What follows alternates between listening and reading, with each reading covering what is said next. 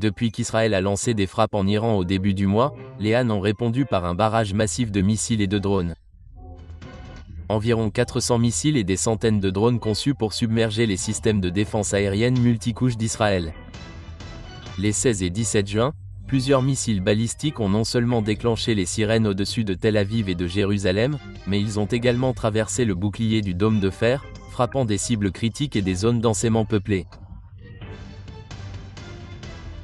Alors, comment l'Iran a-t-il réussi à percer un système autrefois considéré comme pratiquement invincible? Des attaques de saturation. L'Iran a lâché un volume écrasant de missiles. Des centaines en vagues concentrées dans le but explicite de distancer les intercepteurs de missiles israéliens. Lorsque trop de menaces arrivent simultanément, même les meilleures défenses ont du mal à intercepter chaque lancement. Leurre et confusion des intercepteurs. Les forces du Hana auraient utilisé des drones et des missiles leurre pour détourner les intercepteurs israéliens, les amenant à engager de fausses cibles ou même à s'affronter entre eux. Cette tactique a permis à l'Iran de semer la confusion au sein de la défense multicouche, du dôme de fer au système de flèches David Sling. Missiles hypersoniques et manœuvrables. L'Iran a également déployé des missiles avancés tels que le Fat-1 hypersonique capable d'atteindre des vitesses comprises entre Mach 13 et 15. Leur grande vélocité et leur capacité à modifier leur trajectoire rendent le suivi et l'interception radar traditionnelle beaucoup plus difficiles.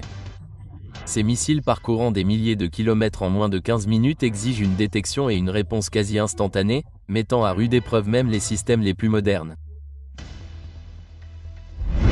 Guerre électronique. L'Iran s'est probablement livré à des brouillages radars et à des contre-mesures électroniques, visant à dissimuler les signatures des missiles ou à perturber le suivi des cibles. En masquant la présence des missiles ou en usurpant les systèmes de contrôle, ils augmentent la probabilité qu'au moins certaines ogives pénètrent le bouclier de défense. Fragilité des stocks de missiles. Les systèmes de défense aérienne nécessitent de nombreux intercepteurs. Lorsque le dôme de fer et ses compagnons sont bien approvisionnés, chaque vague de saturation réduit les stocks disponibles. Historiquement, il y a eu des pénuries temporaires et des lancements soutenus à un rythme élevé peuvent épuiser ces défenses. Dégradation pré-trike par Israël. Il est important de noter qu'Israël a ciblé de manière préventive les sites de lancement de missiles iraniens, détruisant jusqu'à 2/3 des lanceurs. Malgré cela, l'Iran a conservé suffisamment de ressources pour mener des vagues massives de missiles, bien que l'ampleur ait été réduite d'un potentiel de 400 lancements quotidiens à peut-être 60 lors d'assauts ultérieurs. Implications pour Israël. Israël reste l'une des nations les mieux défendues au monde.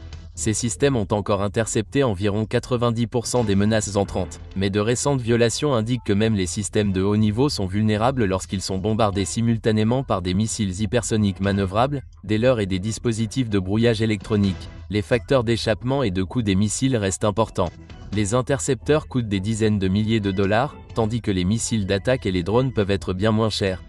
La domination aérienne d'Israël lui a permis de dégrader considérablement l'infrastructure de missiles iranienne, réduisant ainsi le taux de lancement mensuel. Pourtant, l'Iran a démontré qu'avec des tactiques de saturation évoluées, des conceptions de missiles avancées et des mesures électroniques, il peut passer à travers des défenses même avancées.